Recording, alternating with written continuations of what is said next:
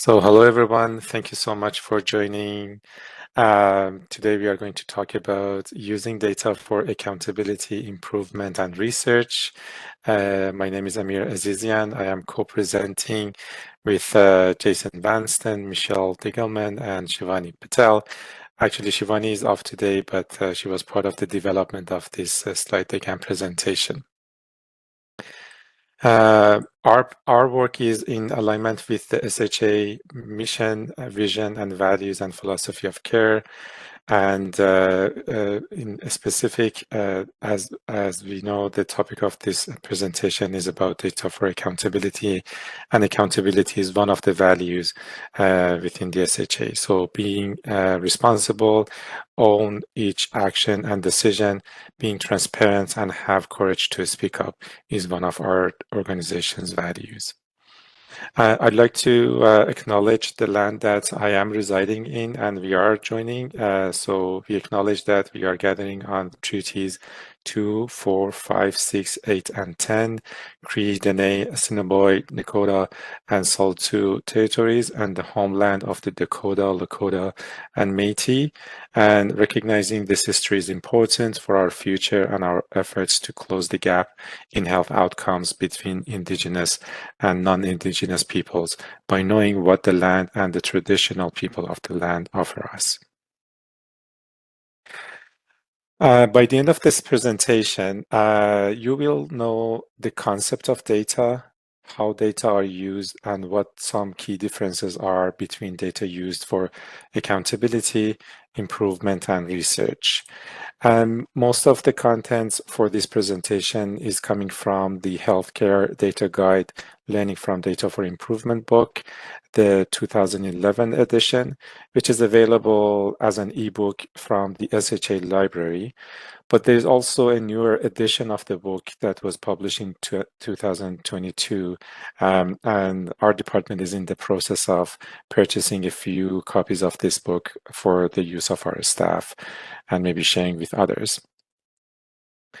So why this Lunch and Learn? So on Monday, May 27th, over 100 health system professionals in the fields of research, healthcare, education, and policy, along with patient partners, joined the Saskatchewan Centre for Patient-Oriented Research, or SCIPR, in Regina for a day filled with learnings about learning health systems and working together to determine how everyone can be successful in implementing the learnings in our health systems, thereby improving the health of people here in Saskatchewan, enhancing patient and healthcare staff experiences, and making our system more sustainable and affordable. We learned from the expertise of the keynote speakers, Dr. John Levis and Dr. Rob Reed, and gained insight from the experiences in Newfoundland and Labrador and Alberta. In addition, Andrew Will, the CEO of the SHA, talked about the importance of harnessing power of everyone and staying accountable. In terms of harnessing power, he stated a multi-component approach that includes a vision, strategies, empowered teams, data access, clinician support to do research, shared learning, result sharing, and celebrating success.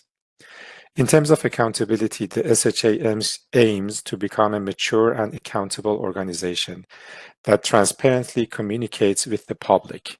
It has also been emphasized that a learning health system is like quality improvement on steroids, where learning occurs rapidly through a multi-layered approach, and research is not merely a nice to have, but a necessary intervention that helps discover what works best in the health system. Please scan the QR code on the screen to learn more about the emerging insights from the event. But these comments led our attending team from the Stewardship and Clinical Appropriateness Department to set up a lunch and learn to explain the importance and role of data for accountability, improvement, and research. Dr. Levis and Dr. Reed described how various types of research evidence provide actionable insights for health system decision makers, where learning health system researchers intersect with health system operators, and what contextual factors or features fuel and moderate the learning health system in practice. The Learning Health System Action Framework presented by them has 5 learning gears that are meshed and sequenced, encompassing a range of research evidence types that, when they intersect, create motion that produces one or more equity-centered quadruple aim outcomes. The initial phase of learning health systems involves grasping the nature of the problems at hand. This requires us to clearly articulate the issues we are encountering and seeking to resolve a process typically rooted in data.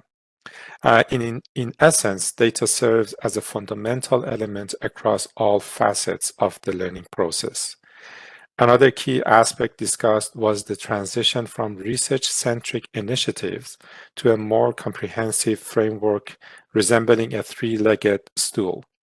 This structure relies on the collaborative support of system operators, patient partners, and evidence support providers. This shift towards a multifaceted approach aims to enhance the effectiveness, inclusivity, and accountability of decision-making processes within the healthcare landscape. So now, what does the concept of data mean? Based on the book that I demonstrated earlier, data are documented observations or the results of performing a measurement process.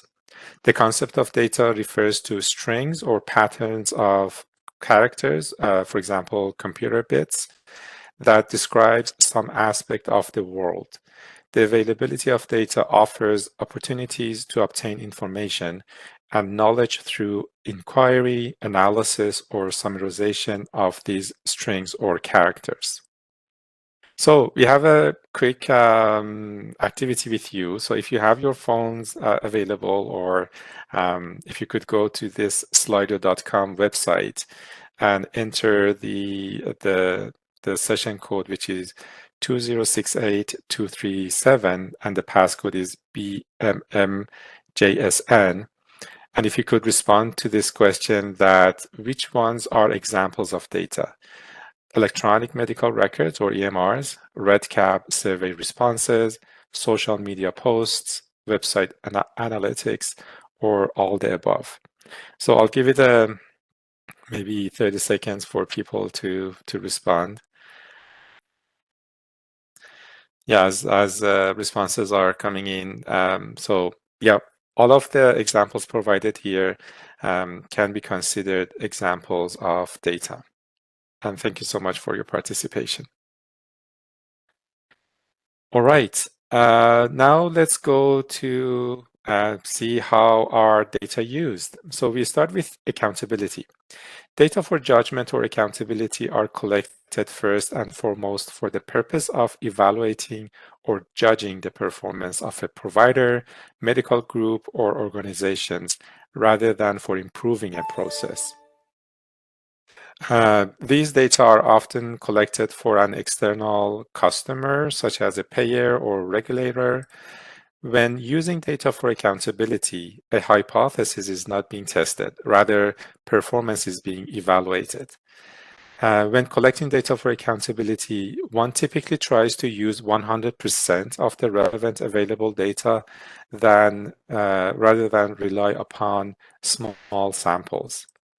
And substantial resources, understandably, are invested to measure and account for factors such as severity or risk that may bias the data. Risk or severity adjusting usually takes time and adds complexity and cost to the data collection process, and it's not without controversy.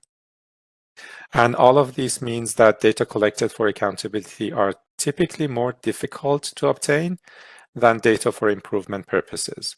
In addition, data collected for accountability are designed to evaluate, compare, or judge, and therefore may not be useful always for improvement purposes. So to provide you an example, measurement for judgment may result in data that are often recorded as 100% or zero. And these data are not useful for teams trying to learn from the measure. In the example shown on the screen, it is evident that patients were counseled regarding smoking cessation 100% of the time each month, a requirement in the organization. The team wanting to help people to stop smoking will not find these data useful as they work to improve smoking cessation. They need to see variation in data to tell whether there are changes or improvements. Then they selected a different measure, one of more benefits to patients and more use to the team as they test changes. Using the new measure, the percentage of patients who have not smoked in 2 months, they had a strong degree of belief that their changes yielded improvement. If they had used the percentage of patients counseled, it would have been impossible to learn whether their changes were improvements. Now, getting data for improvement is made more difficult by confusion between data for improvement, judgment, and research. Data used for improvements are typically collected by those working within the health system to observe process performance, obtain ideas for improvement, test changes to see if they are improvements, and to see whether improvements are maintained. When we are collecting and using data for improvement, we are observing the changes we are testing. This enables us to adjust our changes and also adjust our hypotheses as we work incrementally toward improvement by small sequential tests of change. When in the improvement mode, various types of bias can exist in our data. We attempt to design our data collection so that the bias is stable. Thus, if bias exists in our process, we can assume it is there all the time. If changes tested yield improvement, then they have done so in the face of these biases. Therefore, when using data for improvement, we try to develop measures from data that are already available or to develop a few new measures that are relatively easy to obtain. In improvement, small samples are used as the strategy is to obtain just enough data to plan the next small sequential test of a change. Ron or Schuhart charts are used to determine if changes yield improvement. When using data for improvement, unknown biases may exist. We collect and display samples over time as a means of dealing with bias rather than performing the tests for reliability and validity necessary for accountability and research data. When using data for improvement, concerns about reliability and validity are translated into practical terms. And finally, because data used for improvements are not used to judge people, but to learn, the unadjusted data may still be very useful for learning and improvement. The goal in obtaining data for improvement is to aim for usefulness, not perfection. So some of the more useful attributes to think about when using data for improvement include developing measures that are of high priority when working to improve patient care, actionable, meaningful for multiple users, acceptable to patients, respect confidentiality, are feasible to obtain, use established clinical recommendations, reflect known gaps between current practice and science, and use well-defined specifications or current industry or health system standards. Some tip-offs that one is working with data for judgment rather than data for improvement include data not viewed over time, the use of percentiles, a measure that yields nearly all zeros or all 100%, and case mix adjustment. The difference between measurement for judgment and improvement is important to consider when developing operational definitions for measures. And I'm going to ask Jason and Michelle to provide their insights about their experience and feedback or reflections about data for accountability rather than improvements. Thanks, Amir. So I think that's,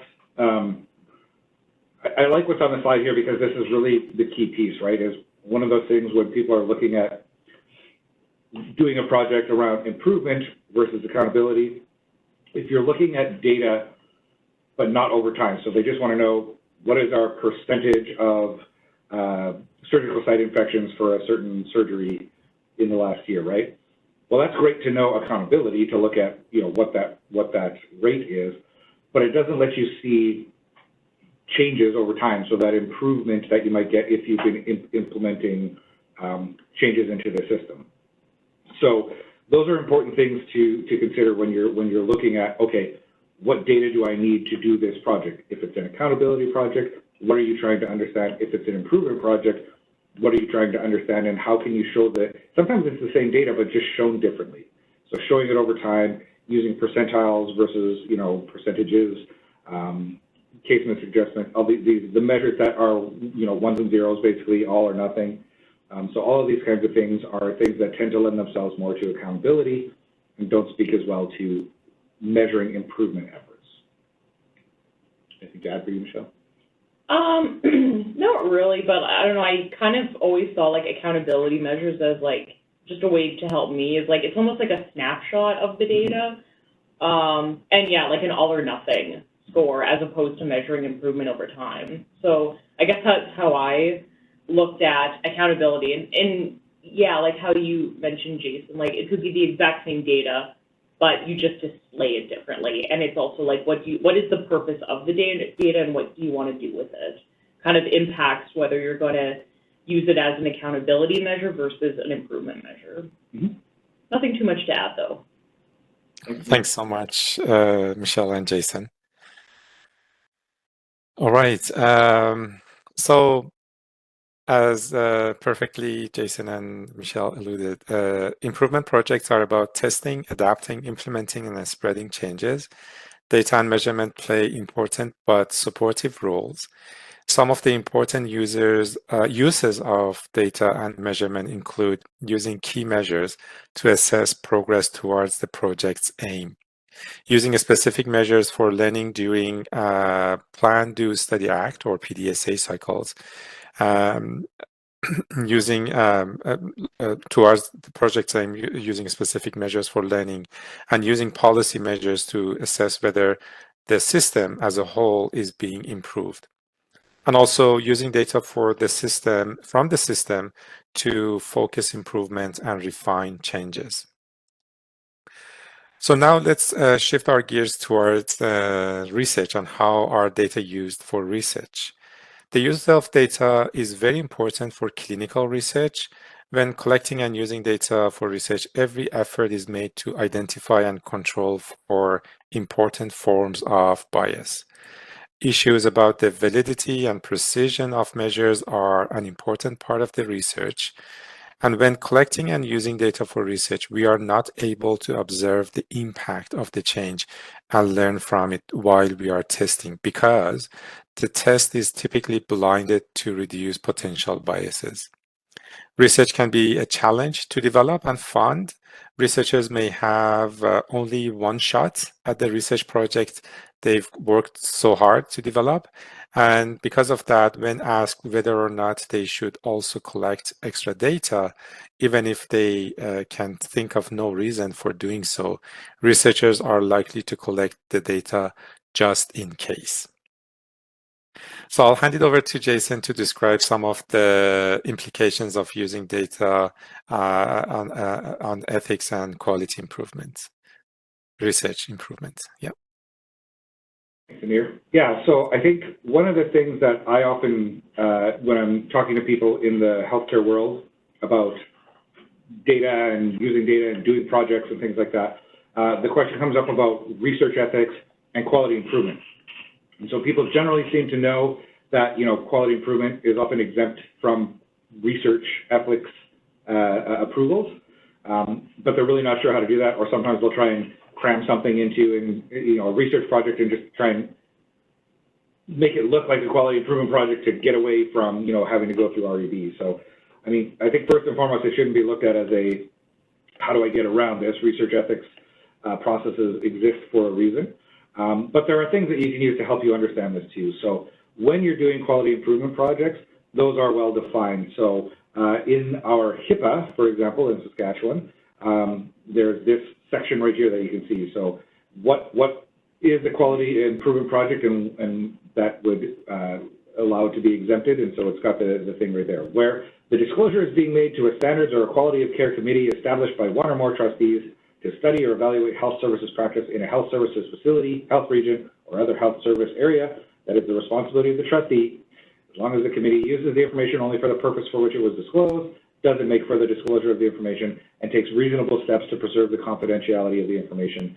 There's your health quality or your quality improvement project, and it will be exempt from, can be exempt from research ethics. So that's kind of explaining there what these, what the data pieces are under HIPAA. And if you go to the next one there, Amir. So under the Tri-Council policy statement, which is a statement from the three main funding bodies for research in Canada, they also have an article in there that discusses what types of activities don't require research ethics review. So here again, they say quality assurance and quality improvement studies, program evaluation activities, performance reviews, testing within normal educational requirements, when they're used exclusively for, again, assessment, management, or improvement purposes, don't constitute research for the purpose of this policy, and therefore don't fall within the scope of REB review. So these are the types of things that REBs would use to determine whether or not your project is indeed quality improvement or is research. So it's really not about if I want to publish it, I have to have an REB review. That's not necessarily the case. You can publish quality improvement projects without having REB reviews. Sometimes it helps to have an REB reviewed and provide you with an exemption letter. Often journals will look for something like that. But really a lot of it is about understanding these rules and what constitutes research versus quality improvement.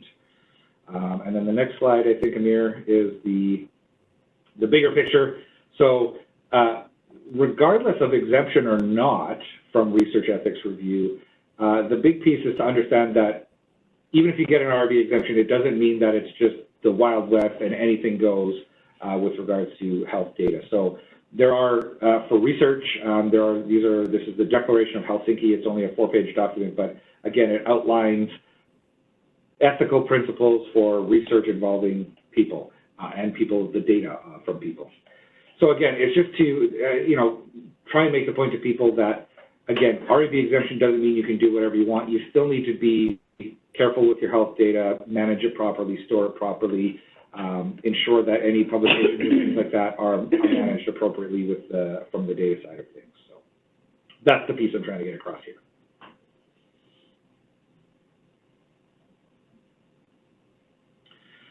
So the last bit then is, accessing data in a healthcare system is difficult even when it's made easy. So I think if, when people are asking, okay, where do I get this data for my project that I want to do? I would love to be able to give you a roadmap or a treasure map that says, here you are on your SHA, and this is where you go to find your data. The reality, though, Amir, if you advance the slide, is that often your data exists in multiple places, and often it's, off the beaten path. You have to find someone who knows someone to get access to things. And if you advance once more, even finding someone doesn't mean they have access to it or will give you access to it, so you need to find the keys to it, and sometimes that requires going through research or operational approval processes in the SHA as an example. And the next one, sometimes the data that you're looking for doesn't even exist within, for example, the SHA here. It might be in a totally different place altogether, and so then that involves data sharing agreements and things like that if there's different custodians of that data set. And then the next one, sometimes even when you get finally access to your data, you can have all kinds of surprises that come out trying to figure out what to do with it, or maybe now it's the wrong data set and all those kinds of things. So suffice it to say, accessing data is a bit of a process, and it's always good to try and find someone who knows what they're doing to help you through it, so that we can ensure that you're able to get what you need in a timely way. That's that. Thank you so much, Jason. Yeah, still I'm getting traumatized by that gift, but anyway. So healthcare processes are so interrelated that a single measure is not adequate to evaluate the impact of our changes on the system. A single measure simply cannot usefully represent the dynamic complexity between parts of our system. Typically, a set of 3 to 8 balanced measures are recommended for improvement projects. Thinking about measurement for improvement in terms of outcome, process, and balancing measures provides a robust framework for designing a family of measures to learn about the impact of changes on the system. Displaying the data on graphs over time allows us to see the impact of our changes on an individual measure and on the system represented by the family of measures. This helps us avoid a local improvement that turns out to be a detriment to the larger system, such as the reduction in costs that increases waiting time and reduces satisfaction. Outcome measures can be described as the voice of the customer or patient. It shows how the system is performing and what the result is. Almost all improvement activities should include one or more outcome measures. Process measures can be described as the voice of workings of the process. They are logically connected to the outcome measure or measures and typically show improvements before the outcome measure does. They are early indicators of whether or not our changes are improvements and therefore are very valuable as we test changes. It's easy to overdo measurement, particularly process measures. Vigilance is necessary here to ensure that we are using just enough measures to tell whether our changes are improvements. And then balancing measures can be described as looking at a system from different directions or dimensions. In other words, balancing measures answer questions such as what happened to the system as we improve the outcome and process measures. Balancing measures aid us in detecting unintended consequences, and they may also aid us in tracking events that would provide a rival explanation for the improvement. And again, I go back to Michelle and Jason for their insights about any outcome process balancing measures they have used in their QI projects.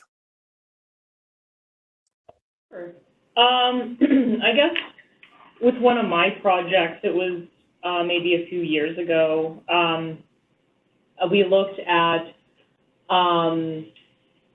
maybe I'll give it like really general, but like we were essentially looking at increasing patient mobility in a number of different units. So like patients who, I guess there's research showing that like patients who get up and move after having surgery, do better in terms of outcome measures. So one of the outcome measures we looked at was reduced length of stay. A process measure could have been, I think it was like just ensuring that patients were reminded, ensuring that the nursing staff was, ensuring that patients were reminded to get up and move. So, just setting those reminders are just the process measures that we set out to measure, as well as a balancing measure that we looked at was looking at patient falls. So as we're increasing patient mobility and with more patients getting up, we wanted to make sure that, falls, like patients weren't all of a sudden falling or like, putting themselves at risk. So that was one of the projects that I'd worked on quite a number of years ago, but it kind of used all three types of measures really well. So that was one example that I can remember. Yeah, nothing to add. I think that's a great example, and it's a good point to say that when you can involve a family of measures, right? Involve all these different aspects. So you're looking at all sorts of different parts of your intervention to make sure that it's working the way you intend. And I think even like there was another project that came to mind where we were just, it was funny, like we were just looking at an outcome measure and we noticed that things just weren't improving, and I forget what the measure was exactly, but then we looked at our process measure, which I think had to do with like, was a particular tool being used on a unit, and we found out it wasn't being used as much as we would like it to, so it wasn't making an impact on our outcome measures. So that's where having a family of measures is important, where it says process measures they typically show improvements before outcome measures do. So we didn't really see an improvement in the process measures, which kind of shows why there was an improvement in the outcome measures. So that kind of, you know, that project, or this line kind of reminded me of that project where, you know, that's exactly what happened. That's awesome. Thank you so much, Michelle, and Jason. So another topic that we would like to share with you is the global project measure and the PDSA measures. So we also commonly use the terms global project measure and PDSA measure when using data improvement work. Global measures focus at the project level and are maintained throughout the life of the improvement project. Other measures that are done as on an as needed basis as part of the PDSA cycles for diagnosis and for assessment of the changes tested are called PDSA cycle measures. So that's another topic we wanted to briefly touch on. And now we have a video for you to watch. It's about 11 minutes that illustrates quality improvements in the healthcare. And this video is one of those famous QI videos. So I hope you enjoy it. Hi, I'm Dr. Mike Evans, and today's talk is on quality improvement, or QI, in healthcare. So I suppose the first question is, why should you or I care about quality improvement?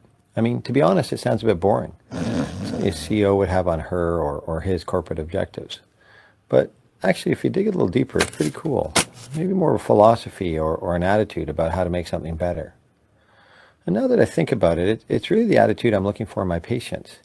The ability and desire to tweak their habits, seeing if this change improves their life, and if it does, to try and make it standard practice. You see, for my patients to make these changes requires skills, but it's also an outlook. The humility and self-awareness to say, I've got room for improvement. The ability to gather better approaches, try them on and see if they work, and then adapt them until they do. Well, if my patients can do that, I think they deserve the same from us in the healthcare business. So I suppose the next question is, if we have the attitude, how do we actually improve? How do we use QI to make care better? Well, the improvement business has been around for a while. Organizations like Toyota and Bell Labs and leaders like Walter Shewart, W. Edwards Deming, and Joseph Juran polished and simplified the science of improvement. And then along came a pediatrician named Don Berwick, and he wondered if we could translate the science of building better cars or electronics to healthcare. Dr. Berwick also wondered if there were lessons about systems we could learn from the kids he saw in his clinic. The systems thinker is a perpetually curious person who never thinks they have the whole answer, but is always willing to know what the next step to take is. If you watch a child, you'll see this happen. Children in their growth and development are innately systems thinkers. They're always trying the next thing. They're probing the material. They're listening to the noise. They're thinking about what the next thing to do is, and they're not in the job of solving problems forever. They're in the job of taking the next step. I think those are elements of what it means to be a systems thinker. At the core of it is constant curiosity about a world that you will never understand fully, but you might take the next step to understand a little better. Okay, we've never dropped a vid into our vids, and Don is thoughtful, so I kind of thought it might improve our messaging. Let me know if you thought it did or didn't in our YouTube comments. Now, Dr. Berwick went on to co-found the Institute for Healthcare Improvement, or the IHI, and started focusing on the low-hanging healthcare improvement fruit, which is mostly reducing errors. For example, in Canada, a researcher named Ross Baker led a study in 2004 that showed of 2.5 million annual hospital admissions, about 13.5% were having adverse events, with 1 in 5 of those people dying or experiencing a permanent disability. In the U.S., the Institute of Medicine estimated that 44,000 to 98,000 people were dying from preventable errors every year. That's up to 4 jumbo jet crashes per week. Often these are errors we know how to prevent, but as is often the case, knowing what's the right thing to do and actually doing it are two different things. In 2006, Berwick and his colleagues challenged hundreds of U.S. hospitals to bridge this gap and felt strongly that some is not a number and soon is not a time, and so set the goal of saving 100,000 lives in 18 months. They started with this simple notion: Every system is perfectly designed to get the results it gets. So how do you change the result? Well, you change the system that produces it. Changing the system requires change agents, and in my province we launched Health Quality Ontario. HQO and orgs like it recognize that it's tough to balance proactive and reactive care in the field. But if they can help or incentivize or nudge us towards a more reflective practice and improve outcomes, we can actually create a better user experience for us all. Now, making this sound simple, like pushing a button, but getting people to change, even a simple behavior like hand washing, can be very complex and exasperating. But these seemingly small behaviors can have a ripple effect on health. A 2010 study calculated inadequate hand washing caused 247 deaths each day from preventable hospital infections, and that's just in the US. So let's jump back to simplicity. How to improve seems to boil down to 3 questions in a cycle. Improvement starts by setting an aim. So question number 1 is, what are you going to improve and by how much? So for example, we are going to get 70% of the staff to wash their hands before and after seeing patients by December 1st. Great. We have an aim. So let's start testing some changes, okay? Not so fast. Now you need to ask question 2. How will you know if a change is an improvement? We need to choose some things and measure them. What is doable and reliable? And that will tell us if the changes we are making are leading to an improvement. Is someone documenting doctor or nurse hand washing? Is it self-report? Is it the amount of soap and disinfectant used? Okay, we have an aim and now we have some measures. Next up is question 3. What changes can you make that will lead to the improvement?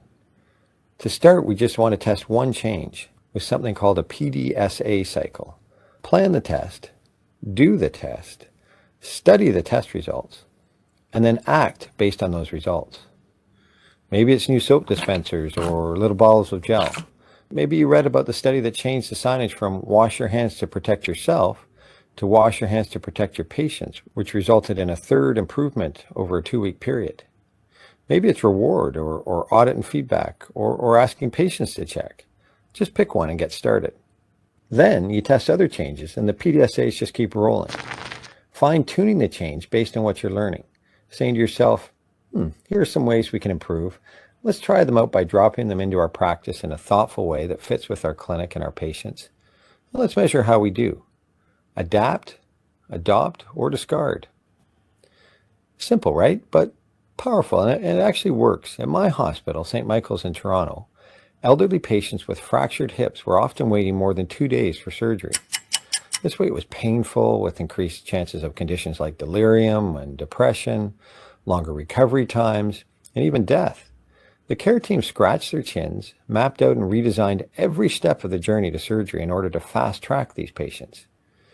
They created a code HIP called as soon as the patient arrives. This streamlined them to the urgent list for surgery, rapid triage, essential testing, priority consults from anesthesia and internal medicine, and so on. All these tweaks led to a jump from 66 to over 90% having surgery within 48 hours. Now, these changes don't happen without engaging the human side of change. One thing you'll discover is that it's possible that the people you work with might not be as into hand washing or urine infections or diabetes as you are. I know, crazy, but this leads to 3 pieces of advice. First is the concept of innovation fatigue. Often your workmates are getting overloaded with requests for practice change, which are well-intentioned but can be overwhelming. My own approach is to take a page from motivational interviewing. MI recognizes some of our natural inclination as problem solvers is to fix things, provide advice, and argue for change. But the reality is that not everybody is ready for change. Both MI and QI recognize that ambivalence about change is normal, that building readiness and confidence for change, a shared agenda, requires careful listening and strategic questioning, the ability to roll with resistance, more of a dance than a directive, I would say. Actually, sometimes resistance to change can actually be an opportunity in QI. Creating diversity or disruption can actually be an opportunity, something to build on. My second point is about priorities. I think we have to acknowledge that patients and your fellow clinicians may have certain priorities on the day. That talking about depression or headaches may trump your diabetes flow sheet, or even that focusing on their non-diabetes issue might, in fact, be more helpful for patient self-management. These shifting sands, the transition from silo care, are the reality of the emerging science of complex care. Sure, asking what's the matter, but also asking what matters to you. A great example is in Timmins, a small town in rural Ontario, where they wondered if they could do a better job of handling complex patients in the emergency department. So people seen in the emergency more than 14 times or admitted more than 3 times a year. They started with standard assessment tools, identified diagnoses and related problems, generated care plans, but unfortunately, patient use didn't decrease. The team then flipped their approach to what's called patient discovery, where they identified health and lifestyle challenges from the patient's perspective and combined that discovery with motivational interviewing techniques. This new patient-centered approach resulted in more than an 80% reduction in emergency room use and admissions. Finally, after having done many interventions, my mantra is, how can I make it easier to do the right thing? Maybe easier is about sharing the load. At Kaiser Permanente, front desk staff can actually check and book for preventive screening. Everyone can help in QI. All these point to the softer side of good quality improvement. That when we look at the science of innovation, it's less about big cognitive leaps and more about agility and small incremental steps that build on the ideas of others and engage our own genuine curiosity regarding what motivates and inhibits the individual and system's path to change. The main point is, start. Find something you can improve and get going.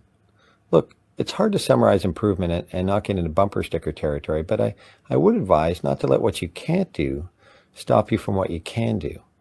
It's time to entertain complexity, but focus on simplicity, asking yourself, what can I do by next Tuesday? Have a meaningful needle and test some changes to start moving that needle towards an important goal. Hope this helps, and thanks.